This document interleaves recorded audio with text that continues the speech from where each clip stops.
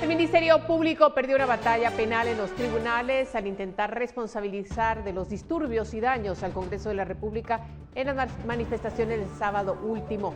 31 personas quedaron en libertad por falta de mérito. Los jueces no encontraron indicios suficientes para sospechar que los detenidos fueron causantes de la quema del Palacio Legislativo. La imputación del ente investigador se basó en los testimonios de policías. Solo una persona quedó ligada a proceso por alteración al orden, una estudiante de Derecho de la Universidad Rafael Andívar, quien obtuvo libertad condicional.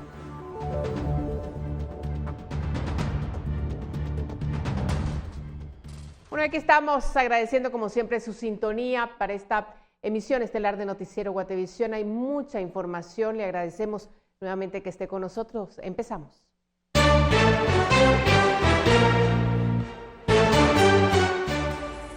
Tres centros de pensamiento se retiran del diálogo sobre el presupuesto 2021. Sectores critican plan de gasto y piden que proyectos generen valor público.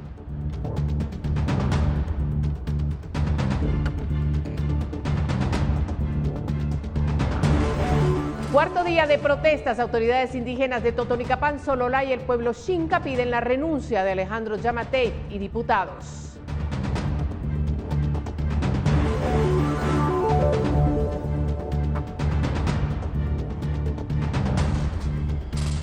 Lluvias no dan tregua mientras salen a la luz los daños que causaron en el país el paso de dos ciclones por territorio nacional.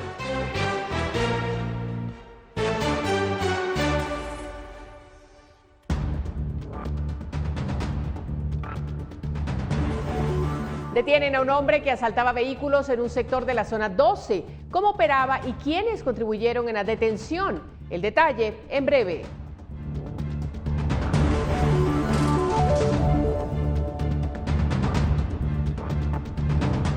En temas del mundo, Joe Biden anuncia el retorno de Estados Unidos a la escena mundial al presentar su gabinete.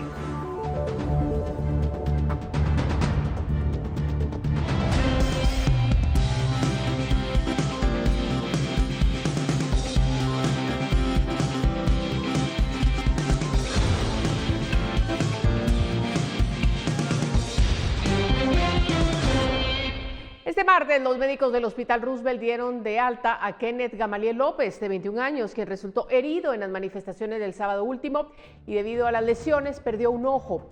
López supuestamente fue golpeado por una bomba lacrimógena que habría lanzado la Policía Nacional Civil cuando disuadía a manifestantes en el centro histórico. El impacto le fracturó el pómulo y dañó el ojo izquierdo.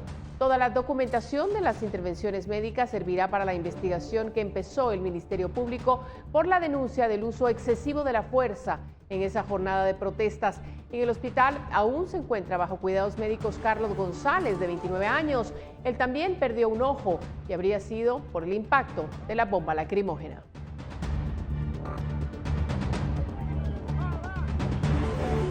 Y este martes se llevó a cabo la primera mesa de diálogo para escuchar las propuestas de distintos sectores respecto al presupuesto 2021. Algunas organizaciones declinaron su participación y el presidente de la República solo estuvo unos minutos. Y con el permiso de ustedes me retiro porque macho parado que no gana flete y tengo una serie de reuniones también que continuar. Dejo a cargo de esto al ministro de Finanzas, Álvaro González Richie. Muchas gracias. Después de estas palabras, el presidente de la República, Alejandro Yamatei, se retiró de la primera mesa de diálogo a la que él convocó a distintos tanques de pensamiento, con el fin de escuchar y recibir propuestas para una readecuación del presupuesto 2021. La misma fue dirigida por el ministro de Finanzas, Álvaro González Richie. Algunas organizaciones declinaron su participación, entre ellas ICEFI. Por su lado, Así es Guatemala compartió en redes sociales las recomendaciones que entregaron y anunció que declinaron su participación en esta ocasión por modificación y consulta de agenda. Me refiero particularmente que pues el día de ayer incluso la Secretaría de Comunicación Social de la Presidencia dio a conocer la invitación a los centros de pensamiento, que se había realizado los centros de pensamiento. Sin embargo, en la reunión de hoy no estamos solo centros de pensamiento. Entonces, no es más allá de querer enfatizar la importancia de la claridad de las comunicaciones para que todos estemos en la adecuada sintonía y con los criterios quienes estamos siendo invitados para que sea muy claro. La Alianza Evangélica también dio a conocer que se les notificó de esta mesa de diálogo a última hora, pero a pesar de eso decidieron participar de la misma. Por su lado, la Universidad de San Carlos también se refirió a las manifestaciones del pasado sábado. Antes de todo debo de señalar que fui notificado de la reunión hoy a las 9:20 de la mañana y eso impide que pueda dar algo por escrito. Sé que esto fue publicado de alguna manera el día de ayer, pero no hubo un contacto directo hacia mi persona y tuvimos que hacer ciertos ajustes para poder estar acá. Se dieron una serie de manifestaciones y situaciones que dejaron lastimados a muchos de nuestros ciudadanos y compatriotas, por lo que como Universidad de San Carlos y teniendo la voz del pueblo, estamos comprometidos a manifestarnos en contra de esa fuerza brutal que se utilizó para disgregar a los grupos que hacían uso de su derecho constitucional. En el encuentro también estaban presentes el ministro de Economía, Antonio Maluf, además de la presidenta del organismo judicial, Silvia Valdés. Con imágenes de María René Barrientos, se reportó para Noticiero Guatevisión, María Olga Menaldo. Bueno, como ya le hemos informado, el Instituto Centroamericano de Estudios Fiscales, ICEFI, decidió abandonar la mesa de diálogo sobre el presupuesto. Por esa razón, esta noche contactamos a Jonathan Mencos, director ejecutivo de ese instituto. Buenas noches. Muy buenas noches, mucho gusto de estar por acá. Y nosotros agradecemos que haya atendido esta comunicación. Empezar a aclarar por qué dejar el diálogo convocado por el gobierno de Giammattei. ¿Qué provocó esta decisión? Bueno, como ya ha sido explicado por Pablo Hurtado de Así Es, a nosotros se nos convocó para una discusión eminentemente técnica sobre un tema de preocupación nacional como es el presupuesto para el año 2021. Convencidos de que podíamos entregar recomendaciones que le dieran sustento técnico a las exigencias de la ciudadanía por lograr un presupuesto con mejor calidad del que fue aprobado en el Congreso, aceptamos la invitación. Pero la invitación siempre fue para una discusión técnica. El día de hoy recibimos una agenda en la que aparecían otras organizaciones empresariales y religiosas y en la que el formato obviamente se distanciaba de la posibilidad de tener un debate técnico maduro y a profundidad. Entonces decidimos retirarnos, lo que no significa que no vamos a enviar nuestras recomendaciones, las cuales también vamos a hacer pues públicas para que la sociedad pueda someterlas a discusión. ¿Conocieron ustedes el proyecto de gasto del próximo año? ¿Qué conclusiones tienen de ese proyecto de gasto? Bueno, en general nosotros notamos que hay 4 elementos sobre los que tenemos que evaluar la calidad del presupuesto. El primero es el ingreso. Notamos que las posibilidades de recaudación que está ofreciendo el presupuesto son muy bajas, motivan una administración tributaria muy perezosa y necesitamos elevar la recaudación. Así es que por ahí va una recomendación. La otra es que notamos en el presupuesto aprobado que infortunadamente se invisibiliza las necesidades de una mayor inversión hacia la niñez y la adolescencia y por supuesto programas de protección y asistencia social frente al problema que hemos vivido a lo largo de este año. Encontramos también que hay esfuerzos que hay que dar en materia de infraestructura económica, pero en términos de desarrollo rural para hacer frente a lo que se ha vivido en las últimas semanas.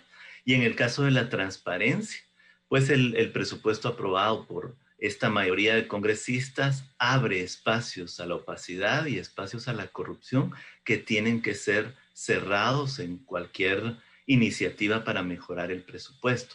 Y finalmente sí creemos que hay que tener una discusión madura también sobre la forma de endeudamiento que el Estado o que el gobierno está proponiendo, mucho más en el contexto en el que necesitamos también mejorar la administración tributaria.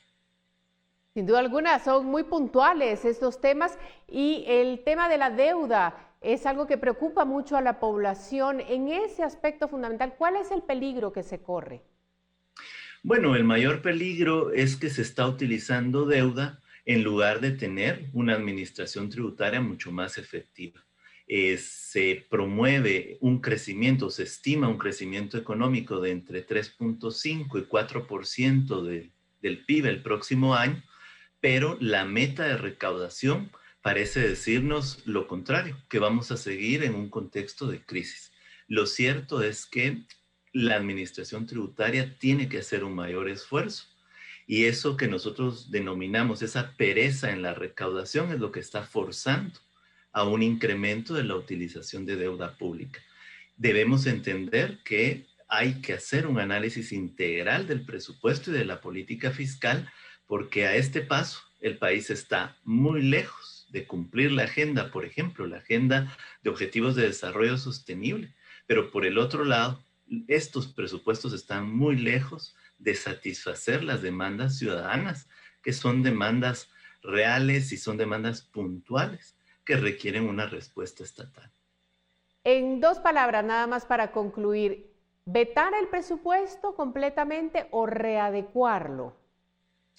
Bueno, eso va a depender de qué es lo que finalmente va a hacer el Congreso. La Junta Directiva dijo que iba a someter a discusión, de acuerdo al precedente legislativo 217, el archivar la ley que habían aprobado de una manera opaca y con los errores y anomalías que hemos discutido.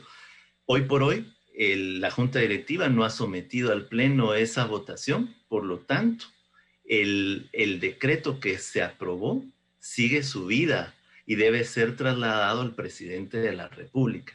El presidente, si llegara a ser ese el escenario, debería vetar el decreto aprobado y enviar prontamente al Congreso de la República las recomendaciones para la mejora de ese decreto.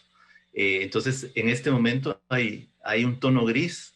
Yo creo que el Congreso debería de exigir a los congresistas que se pueda hacer los pasos que toque hacer. O se archiva o se envía al presidente. Pero en este momento hay una gran incertidumbre y yo creo que la Junta Directiva del Congreso está más que obligada a tomar una decisión sobre lo que se va a hacer y debe ser una decisión consultada con todos los jefes de bloque y con todos los partidos políticos en el Congreso.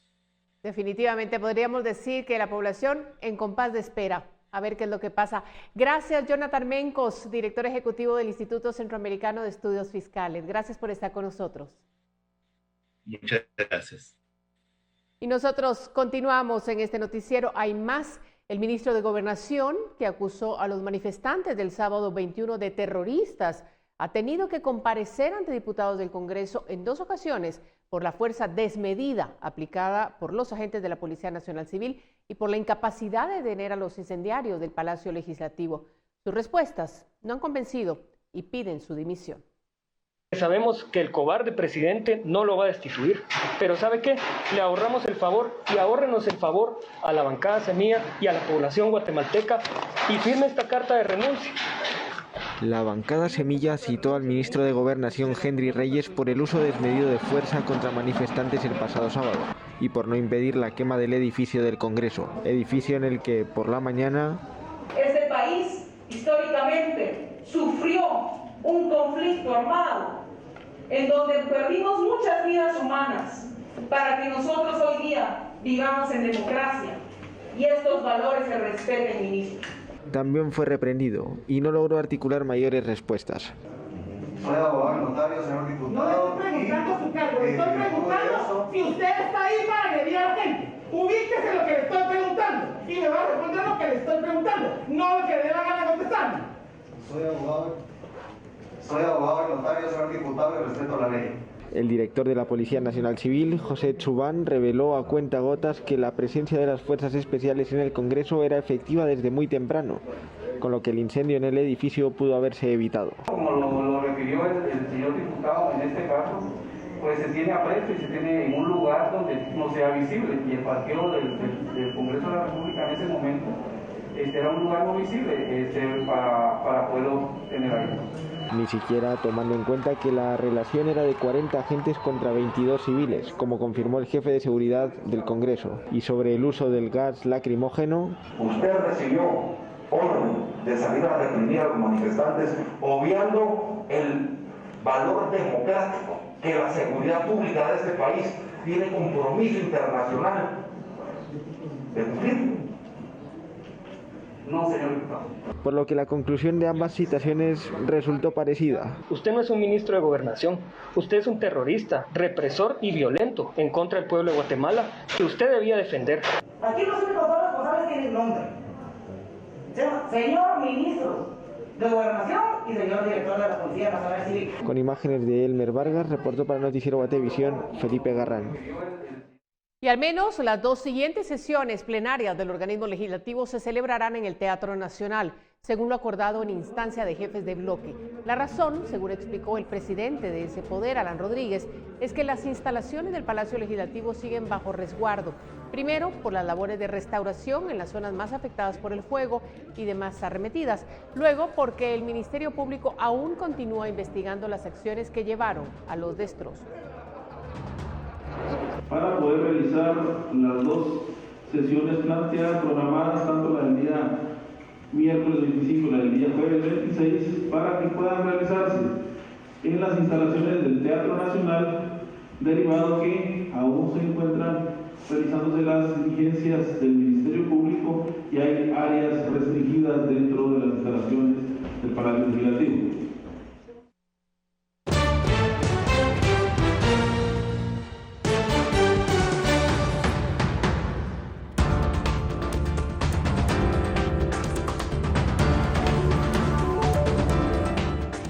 Pueblos indígenas del país se suman a las protestas que piden el veto presidencial al presupuesto. ¿Qué otras exigencias plantearon este día? Se lo contamos en breve.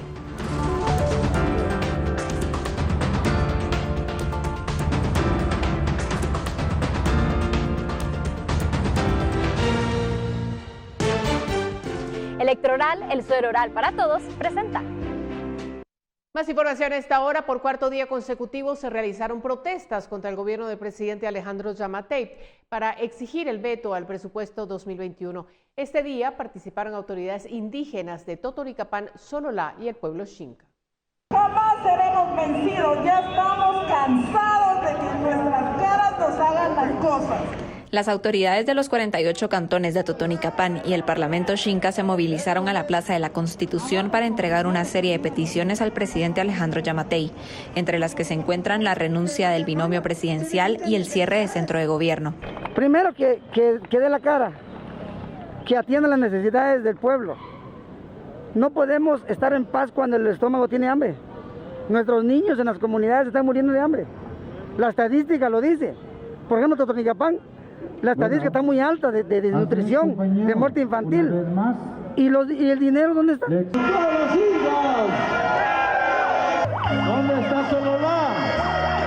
Las autoridades, durante su movilización pacífica de la Casa Presidencial y Palacio Nacional de la Cultura hacia el Congreso, gritaban consignas solicitando la renuncia de Alejandro Yamatei. El organismo legislativo se retracte. En las puertas del Congreso sobre la Octava Avenida, los manifestantes también pidieron la renuncia de los diputados que aprobaron el presupuesto 2021. Queremos que nos rinda cuentas. No estamos peleando, estamos pidiendo que rinda cuentas. ¿Dónde se gastó? Pues por lo menos quedamos tranquilos en qué se gastó. Pero lo que estamos viendo es que no llega a la comunidad donde tiene que llegar. Por ejemplo, salud, no hay medicina. Para educación, no hay para educación. Y todo ese presupuesto que se hizo no refleja la necesidad del país. Siempre han defraudado a Guatemala. Este martes el país vive un cuarto día consecutivo de protestas pidiendo la renuncia del mandatario, ante los recientes acontecimientos del Congreso que aprobó un presupuesto de 99.700 millones de quetzales y luego anunciaron la suspensión de su trámite. Con imágenes de María René Barrientos, reportó para Noticiero Guatevisión María Olga Menaldo. Y sobre cómo actuar con el decreto de presupuesto nacional 2021 se han conformado dos grupos en el Congreso. Por un lado, las bancadas cuyos jefes se reunieron el domingo con la Junta Directiva para acordar no remitirlo al Ejecutivo. Por otro, los partidos de oposición que exigen que dicha moción la conozca el Pleno. En medio, la bancada Todos no se ha presentado ni con unos ni con otros. De hecho, Felipe Alejos, su diputado más mediático y miembro de la Junta Directiva, no estuvo en la reunión secreta del fin de semana. Según explican, su solución al problema es remitir el decreto y dejarle al presidente Alejandro Yamatei la tarea de vetar el presupuesto. Y de ninguna manera. El organismo legislativo tiene 10 días para remitirlo al organismo ejecutivo.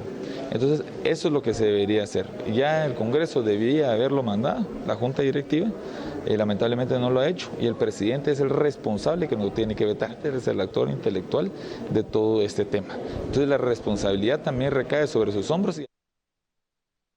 Y la división en el Congreso se evidencia en los discursos que unos y otros diputados proclaman. Y la decisión de la Junta Directiva de congelar el presupuesto nacional 2021 no ha hecho sino intensificarlas. Reclamos por un bando. El clamor popular es que deroguemos, que archivemos o que de alguna manera el presupuesto se discuta como se debe discutir. Y eso es lo que tenemos que hacer. Discúlpeme, pero el presidente no tiene por qué estar sentado discutiendo el presupuesto en casa presidencial. Eso se discute en el Congreso, no le compete al Ejecutivo. Reclamos por otro. No es la primera vez que el oficialismo y sus aliados voltean a ver sus intereses. Reclamos de los más añejos. La primera manifestación que debió haberse dado en esta mesa es una enérgica condena a los hechos terroristas cometidos contra las instalaciones del Congreso. Nadie ha dicho nada de que el recinto parlamentario del Estado de Guatemala fue violentado por turbas terroristas. Y reclamos de gente que eleva la crisis sociopolítica guatemalteca a una liga internacional de sucesos. Hoy es totalmente diferente. Hoy se inaugura aquí en Guatemala el proceso de promoción de un nuevo orden mundial totalitario promovido desde el exterior y que hoy lo que comprobamos es que ya están aquí en el país. Porque sin elección de magistrados a las Cortes, el presupuesto del 2021 en un impasse y acusaciones de que la elección de Junta Directiva estuvo comprada por el presidente Giammattei, lo que vive el Congreso es una crisis política institucional. Con imágenes de Elmer Vargas, reportó para Noticiero Guatevisión, Felipe Garrán. Electroral, el suero oral para todos, presentó. Y en más noticias, ahora del mundo, la logística para distribuir en Estados Unidos la vacuna contra el COVID-19 de Pfizer Biotech está lista. Así aseguraron este martes los responsables, que prevén repartir 6,4 millones de dosis en cuanto a la administración de medicamentos de la autorización esperada en menos de 3 semanas. Esos 40 millones de dosis incluyen también las de la vacuna desarrollada por Moderna, cuya autorización se espera también para diciembre.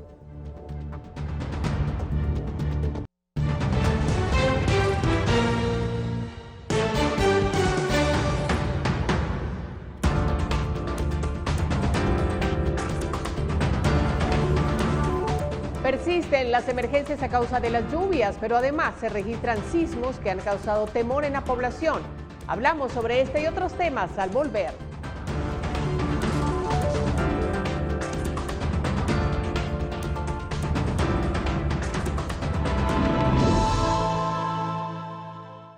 ¿Qué nos depara el pronóstico del clima? Damos la bienvenida a Pamela Valdés. Buenas noches.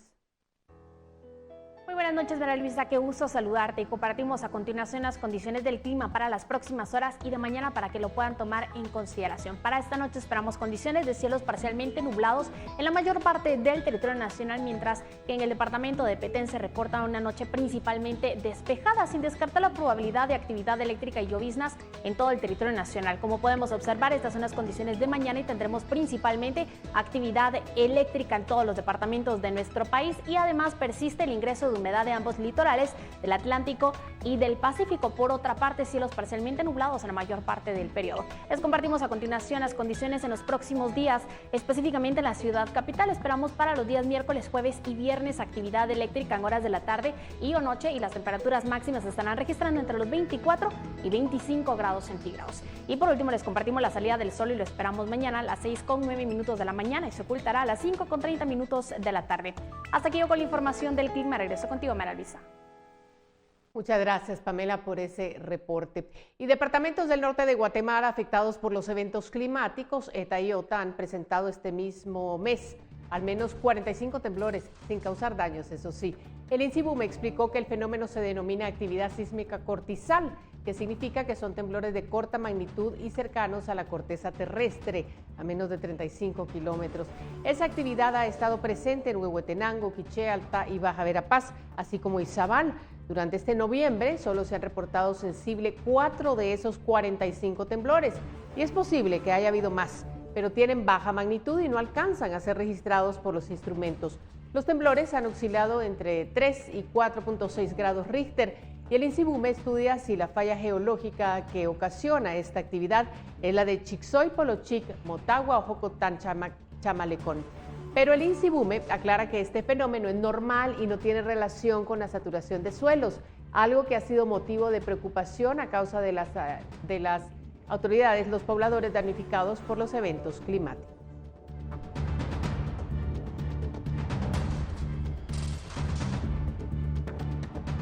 Bueno, y vamos ahora a revisar los daños que ha dejado a su paso las tormentas Zeta y Iota en el nororiente del país. Por eso hacemos un enlace con nuestra compañera Andrea Domínguez, que se encuentra en Zacapa. Andrea, buenas noches.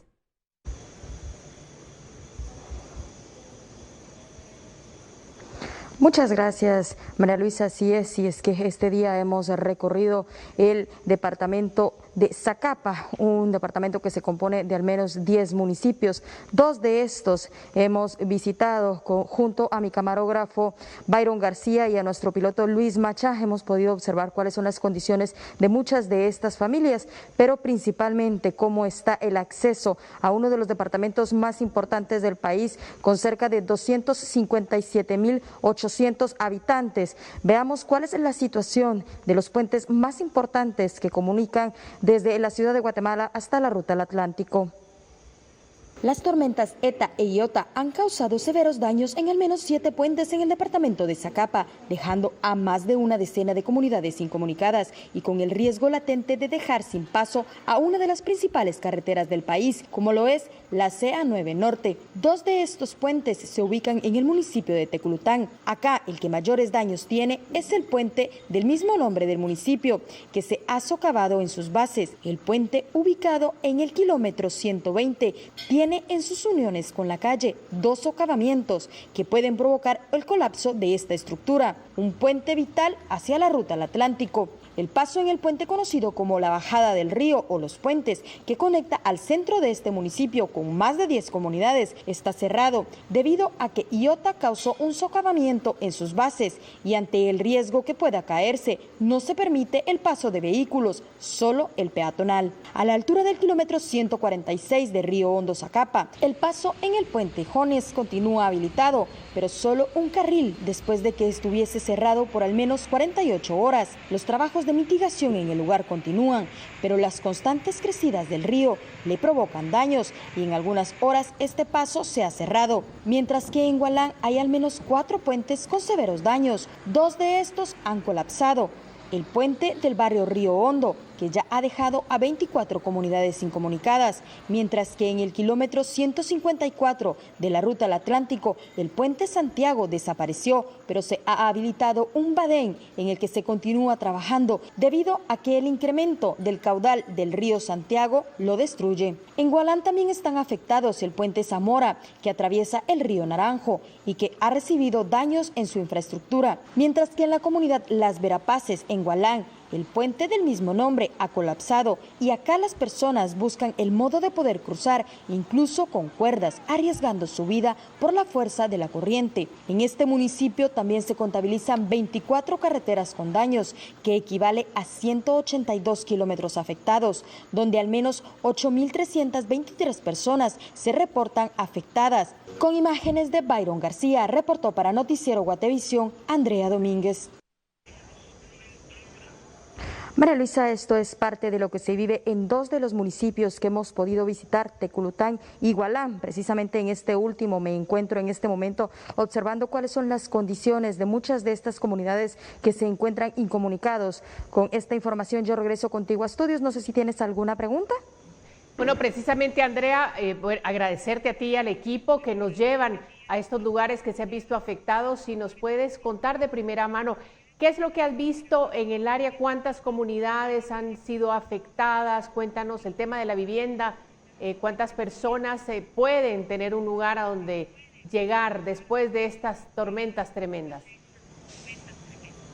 Muchas gracias, María Luisa. Así es, por ejemplo, en Tequelután, según lo señalado por las autoridades ediles, cerca de 20,000 personas se encuentran sin el vital líquido que es agua potable. Más de 26 comunidades están afectadas, mientras que en el municipio de Hualán, en el cual nos encontramos, hay alrededor de 800 viviendas que han quedado completamente destruidas. 51 comunidades se encuentran incomunicadas, pero es muy importante resaltar que uno de los golpes más grandes que ha sufrido este departamento es también a su economía, no solo por el hecho de las rutas que han quedado incomunicadas, sino porque todo el sector agrícola, en este caso que se dedican a la producción del tomate, sandía, maíz y frijol, han quedado anegados prácticamente. Se resalta que solo en este departamento hay alrededor de 12,300 personas afectadas directamente en su economía, que se dedican a la agricultura, principalmente para la venta y también para la exportación en este lugar. Asimismo, ya se resalta que en Zacapa, por ejemplo, en La Unión, hay 3 personas que se encuentran desaparecidas luego de un deslave. Esto es, María Luisa, parte de lo que se vive en este departamento. El día de mañana nosotros continuaremos este recorrido rumbo a Los Amates en Izabal para poder también ver cuál es la realidad de muchas de estas comunidades que se encuentran incomunicados, pero los invitamos a que mañana también puedan estar sintonizando Viva la Mañana para que ustedes puedan observar las condiciones de uno de estos puentes que ha quedado completamente destruido acá en Hualán y cómo las personas cruzan para poder subsistir y llevar parte de los alimentos, principalmente porque una de estas comunidades que es la productora de los granos básicos como maíz, tomate y que trae al centro de este municipio, en este momento se encuentra completamente incomunicado y por ende el departamento de Hualán en este momento no cuenta con este tipo de alimentos. Esta es la información, María Luisa, con la cual yo regreso contigo a estudios desde Hualán, Zacapa. Gracias, Andrea, nuevamente por el trabajo, a todo el equipo, por supuesto, y sobre todo por recordarnos a los guatemaltecos que si bien las tormentas ETA y IOTA ya no están en nuestro país, los daños quedaron, perduran y hay personas que están sufriendo en este momento. Gracias por hacernos ver esta realidad, es importante. Nosotros vamos a una nueva pausa, ya volvemos.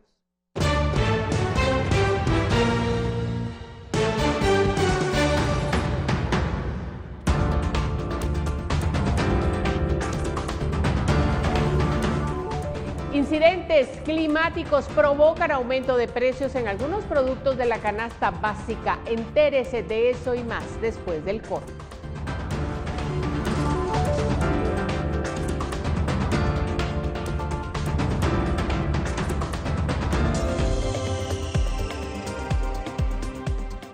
Continuamos con más. El reporte semanal de precios que elabora el Departamento de Planeamiento del Ministerio de Agricultura confirma una variación al alza de precios en cultivos que sufrieron daños por el paso de las tormentas ETA y IOTA.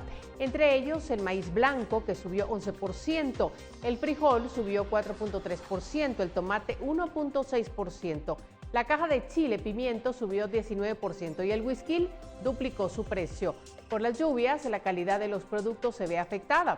Wilfredo Morán de Fasagua explicó que en los 30 tipos de cultivos que se perdieron, se afectó la calidad en la producción un 25%, pues cuando el producto llega a los mercados se descompone a los 3 días. El efecto en el aumento de los precios se verá reflejado en la primera semana de diciembre.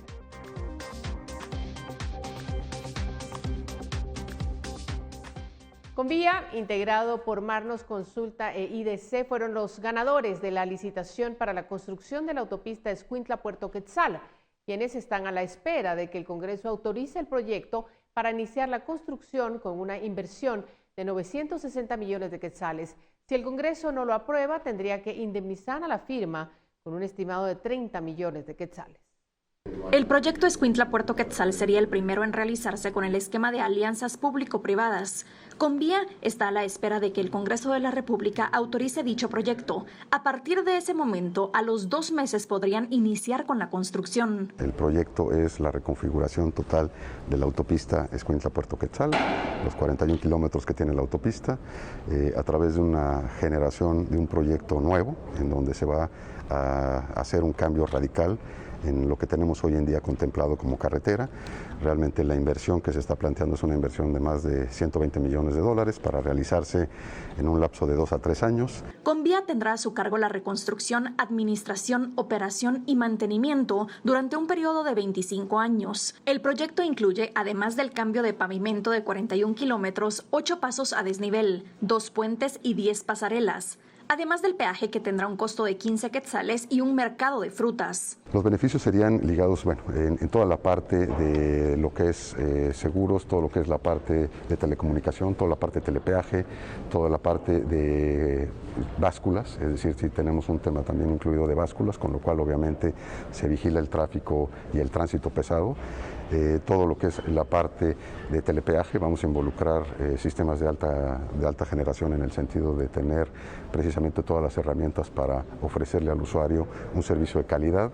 Según Testelli, el Estado recibirá por lo menos 41 centavos de cada quetzal pagado en el peaje para invertir en el desarrollo de los municipios de Escuintla. El 56% de las importaciones y exportaciones de Guatemala se transportan por esta vía, circulando en promedio 15,000 vehículos diarios. El 67% de estos son vehículos livianos y el 25% es transporte pesado. Para Noticiero Guatevisión, Paula Osaeta y Juan Diego González.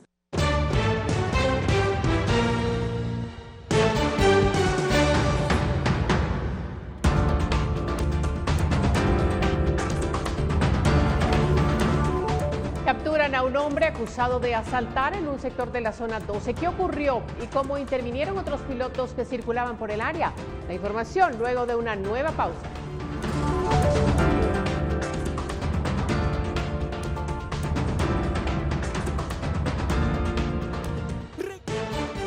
Mañana se conmemora el Día Internacional en favor de la no violencia contra la mujer y hasta hace algunos minutos varios colectivos organizaron una vigilia en la Plaza Central. Felipe Garrán nos lo cuenta desde el lugar. Adelante. ¿Qué tal, María Luisa? Muy buenas noches. Y es que entre el fuego de estas veladoras que están a mi lado y las notas de alguna chirimía que todavía suena por aquí, en la Plaza de la Constitución esta noche se vive con bastante solemnidad. El 25 de noviembre se conmemora el Día Internacional en favor de la no violencia contra la mujer y ha sido este punto el elegido para llevar a cabo una vigilia en memoria de todas aquellas mujeres que han sido víctimas del femicidio en Guatemala. Justo en este punto, que es donde se encuentra el altar en memoria de aquellas niñas que murieron en el hogar seguro de San José Pinula cuando quedaron encerradas y atrapadas por las llamas de un incendio provocado desde adentro. Ha sido en este punto, justo frente al Palacio Nacional y frente a la Catedral Metropolitana, que hoy se ha organizado esta vigilia que arrancó a las 6 de la tarde y que tenía previsto terminar a las 9 de la noche. Ya hace algunos minutos que llegamos a esa hora y sin embargo hay gente todavía aquí que viene a depositar flores, hay gente que viene a sacar fotos, hay gente que todavía se acerca a los nombres que están inscritos en estas cruces, porque es verdad que la vigilia estaba prevista para terminar a las 9 de la noche, pero el fuego de las veladoras y ese sentimiento de memoria por las víctimas del femicidio, que mañana son conmemoradas a nivel internacional, se mantiene en la Plaza de la Constitución. Con imágenes de Fernando Cabrera, yo vuelvo contigo al set principal, María Luisa. Gracias, Felipe, por el reporte. Nosotros continuamos con más. Un presunto asaltante fue detenido por ciudadanos cuando amenazó al conductor de un automóvil en la 31 calle y avenida Petapa, en la zona 12, esta mañana. El supuesto delincuente fue arrollado por el conductor y fue así como lo capturaron. José Abraham López Alvisures, de 28 años, fue detenido en la 31 calle y avenida Petapa, zona 12, por varios automovilistas cuando intentó asaltar al conductor de un pick-up que lo embistió. El presunto delincuente cayó de su motocicleta y luego fue retenido por varios ciudadanos. Después llegaron agentes de la Policía Nacional Civil y lo detuvieron. En videos de vigilancia quedó grabado el momento en que López Alvisures intentó cometer el asalto, pero el conductor del automóvil lo arrolló. También en las imágenes se observa cuando cae y luego se acercan otros ciudadanos a detenerlo. El conductor víctima se presentó a Torre de Tribunales para continuar el proceso penal. Con un poco de temor decidió darle seguimiento a este caso. Yo me dirigía como todos los días a mi trabajo, entonces yo iba en el tráfico de ahí entre la calzada Tanás y la Petapa y solo sentí cuando me tocaron el vidrio, verdad que yo llevaba el vidrio medio abajo y el sujeto llevaba el arma y me apuntó con ella, y mi reacción fue subir el vidrio. Cuando él se percató que lo subí, intentó fugarse, pero solo le pegué con el pick-up y él se cayó. Se cayó más adelante y varias personas me ayudaron a bajarlo de la moto, ¿verdad? Yo obviamente descendí de mi vehículo y corrí hacia él y fue como lo logramos agarrar. Incluso él trató de esconderse debajo de un carro, pero como ya éramos más, lo logramos agarrar y él tiró su arma debajo de otro vehículo. López Alvisúrez portaba pistola de viento según el informe de la Policía Nacional Civil. Además intentó sobornar a los agentes para no ser conducido a torre de tribunales. Con imágenes de María José Bonilla, reportó Edwin Pitán.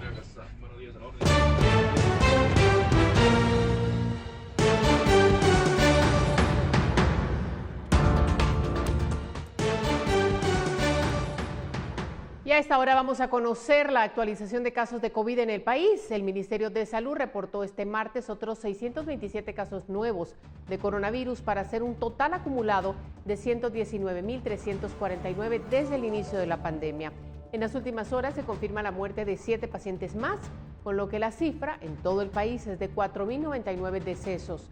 La cantidad de casos recuperados estimados es de 108.338 y finalmente los casos activos estimados son de 6.912 y se efectuaron 4.927 pruebas en las últimas horas para detectar posibles contagios de COVID-19. Esta actualización corresponde al 23 de noviembre, desde las 0 horas hasta las 23 horas con 59 minutos. Y bueno, vamos a continuar en la información esta noche. Y vamos a cambiar el tema porque el Premio Maestro 100 Puntos es una iniciativa impulsada por Empresarios por la Educación que se lleva a cabo en conjunto con universidades y fundaciones con el acompañamiento del Ministerio de Educación. A la fecha se han reconocido a 152 maestros y a 10 directores a nivel nacional. El reconocimiento tiene como objetivo valorar el rol del docente, reconocer las buenas prácticas y sistematizarlas para que puedan ser compartidas. Este año se ha incluido la categoría Estrategias Educativas en Emergencia COVID-19, que busca visibilizar los desafíos que han enfrentado los docentes impartiendo clases a distancia. Finalmente se seleccionó a 11 maestros, tanto del nivel primario como medio, y a una directora como ganadores en este año. Convencidos de que la labor docente es uno de los pilares más importantes de la educación en nuestro país, y a pesar de las complejidades y dificultades derivadas de la pandemia del COVID-19, hemos decidido continuar reconociendo las buenas prácticas en la educación este año. Con el reconocimiento buscamos motivar a los maestros y directores y a realizar su mejor esfuerzo para que el proceso de aprendizaje continúe. Y el presidente electo de Estados Unidos, Joe Biden, anunció el retorno del país a la escena mundial al presentar este martes a su futuro gabinete en el inicio de una transición bloqueada hasta ahora por el mandatario Donald Trump, quien sigue sin admitir su derrota. Es un equipo que refleja el hecho de que Estados Unidos está de vuelta, listo para liderar el mundo, no para retraerse de él, dijo Biden en su bastión en Wilmington, Delaware. El grupo incluye a veteranos del gobierno de Barack Obama, del que Biden fue vicepresidente, pero es más diverso y marca un regreso a la diplomacia estadounidense tradicional, revirtiendo la postura de Estados Unidos primero de Trump. Por esto concluimos esta noche la información. Gracias por sintonizar. Y los dejamos con estas imágenes de una pareja de Reino Unido que ha pasado su tiempo durante la pandemia de manera productiva, construyendo un carrusel de estilo antiguo en su jardín para sus nietos.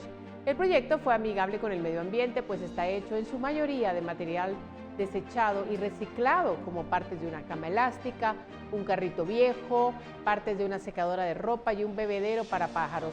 Los creadores anunciaron que aún agregarán 2 asientos más para finalizar el juego, y uno de esos será un avioncito, pues a sus nietos les encanta simular que vuelan por la luna.